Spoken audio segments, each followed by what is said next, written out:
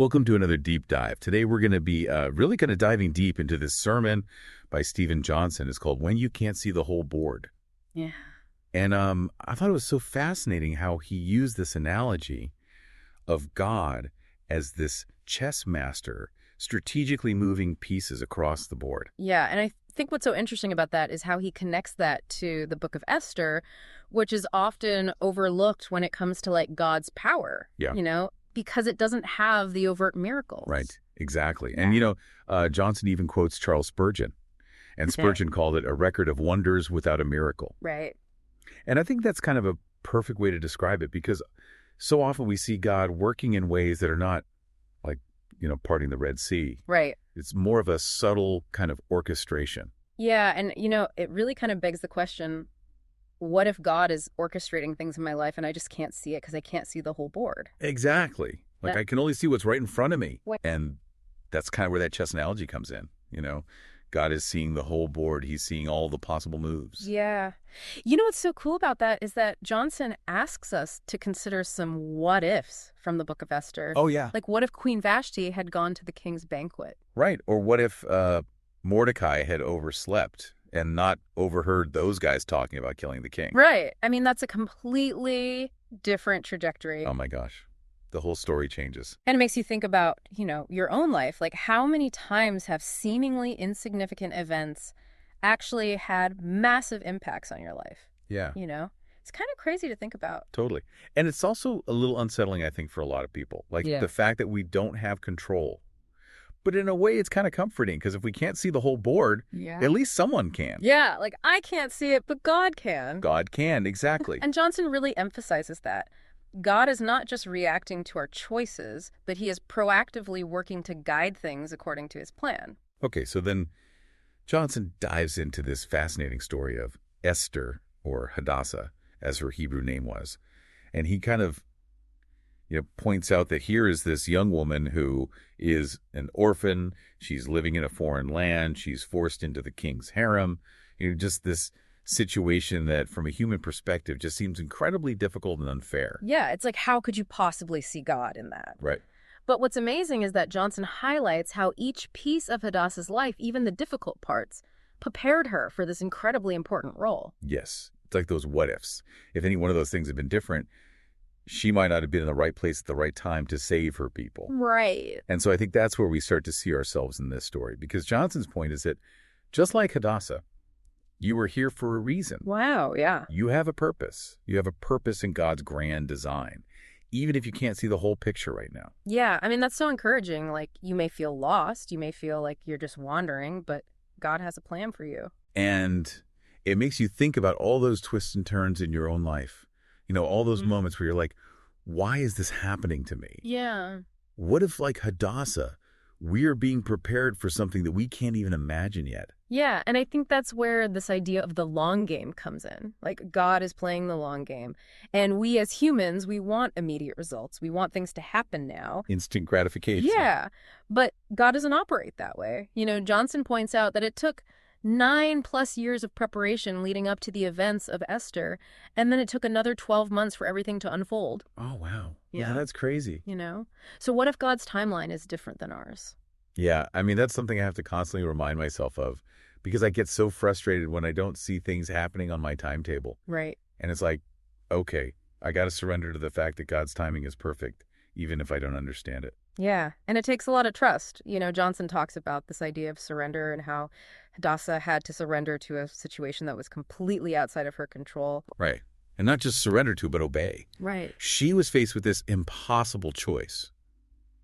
Do I reveal that I'm a Jew and risk my life? Or do I stay silent and potentially allow my entire people to be destroyed? Yeah, like, talk about pressure. Yeah. What an impossible situation. It's such a powerful picture of obedience because she didn't know what the outcome was going to be. But she chose to obey Mordecai's plea and step forward in faith. Yeah, and her active obedience ultimately led to the salvation of her people. Amazing. So, Johnson's point is that Hadassah's comprehension of the situation wasn't a prerequisite for her participation. Wow, yeah. And I think that's so powerful for us because how often do we let our lack of understanding hold us back from taking a step of faith? All the time. Yeah. We want to know all the answers. We want to know the plan. We want to see the end from the beginning. And that's just not how God works. Right. What if, like Hadassah, we are called to act even when we don't have all the pieces of the puzzle? Right. What if our obedience in the midst of uncertainty is the very thing that God uses to accomplish his purposes? I mean, that's pretty mind-blowing. Yeah. It makes you think about those times when you felt like God was prompting you to do something, but you didn't because you couldn't see where it was leading. You hesitated. You know? So what if those are the moments that really matter? What if those are the tests? Yeah. Like, are we going to trust God enough to take that step, even if we don't understand the why or the how? It's like we're stepping out onto a tightrope, you know? And we can't see the other side, but we know that the rope is held by someone far stronger and wiser than us. Okay. And that's where that chess analogy comes back in.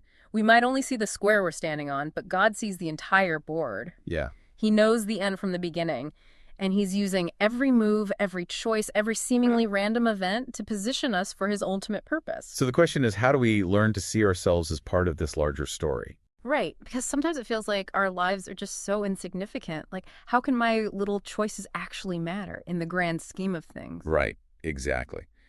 But, Johnson would say that that's a lie. Yeah. That's a lie that we tell ourselves because every single one of us has a unique and vital role to play in God's plan. And he uses this really powerful phrase. He says, "You were thought of, planned for, assigned, trained, and refined for such a time as this." Wow. And I just love that because it's like we're each custom-made pieces on God's chessboard. We're carefully crafted and strategically placed for maximum impact. And it's like even the smallest pawn can play a crucial role in the game. Totally. But the question is, how do we figure out our assignment? Like, how do we know what moves to make when we can't see the whole board? This dance between our limited understanding and God's infinite wisdom. And it's not always going to be a pretty dance, is it? No, it's not. And Johnson actually says that the messy middle is the new normal. Yeah. Like, we shouldn't expect life to be this straight line, from point A to point B. It's going to be messy. It's going to be chaotic. Okay, so instead of resisting the mess, Yeah. we need to learn to embrace it, Yes. to see it as the crucible where God is shaping us and refining our faith. Yes. And to remember that even in the midst of that chaos, God is still at work. Yeah. He's orchestrating things for our ultimate good. He's using every experience, the good and the bad, to draw us closer to him. It's like he's taking all those seemingly random pieces of our lives and weaving them together into this intricate tapestry. Oh, yeah. I love that picture. This work of art that we can't fully appreciate until we see it from his perspective. Right. And I think that's where the beauty lies, like in surrendering to the master artist. Yeah. And trusting that he knows what he's doing even when we don't. So Johnson ends his sermon with this really powerful story about a time when he was feeling really overwhelmed by all the chaos and uncertainty of life. Oh. And he was journaling. He was pouring his heart out to God. Yeah. And he felt like God spoke to him directly. And God said, "Indeed, I do play the long game, as you call it. I don't call it that. It's simply my way." Wow. And then God continues, he says, "The programming for speed has enveloped the culture of most of my people. There's little patience for my slow working for what needs to change. Yes, change in your view has accelerated, but not in my view, not in my plans. I never react. I'm always ahead of what is coming, and I have prepared a place for you to stand in the future so that you complete the work that I've given you to do." Wow, that's powerful. I know. It really puts things in perspective. It really does. Yeah. And it's such a good reminder that, God is not bound by our human limitations of time and space. Yeah. He's operating on a completely different level. And he is always working for our ultimate good, even when we can't see it. It's a call to surrender to trust. Yes. To embrace the mystery. And recognize that our comprehension is not a prerequisite for our participation. Yeah, I love that. Me too. Yeah. I think that's such a good takeaway. Yeah. Like, we don't have to understand everything to participate in what God is doing. And in that surrender and that trust, we find true freedom and peace. This deep dive has been such an eye-opener for me. Like, it's really challenged me to look at my life and even at the world around me from a completely different perspective. Me too. It's a reminder that we're all part of something much bigger than ourselves.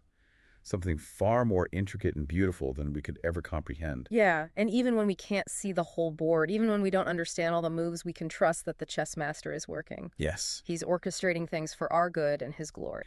Thanks for joining us on this deep dive. We'll be back soon with another one.